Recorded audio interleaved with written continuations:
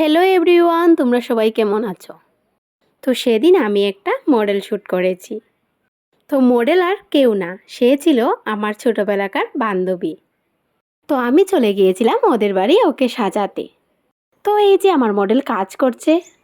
তো তোমরা তো বুঝতেই পারছো, যেহেতু আমি বান্ধবীকে সাজাতে গিয়েছি, তো আমরা দুজন মিলে অনেক আড্ডা মেরেছি, গল্প করেছি, অর্ধেক সময়ই আমরা গল্প করে কাটিয়ে দিয়েছি। গল্প করতে এতই মগ্ন ছিলাম যে আমাদের ক্যামেরাটা যে অন ছিল আমরা দুজন ভুলেই গেছি।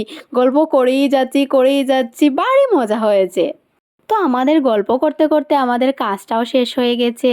আর এখানে ও রিলস বানাচ্ছে। এই যে ও রিলস বানাচ্ছে আর আমি ওকে দেখে মজা করছিলাম। তো এখানে তো আমি বলেইছি আমার কাজ শেষ হয়ে গেছে, তো আমি এখানে বলছি ফটোগ্রাফারের জন্য অপেক্ষা করছি।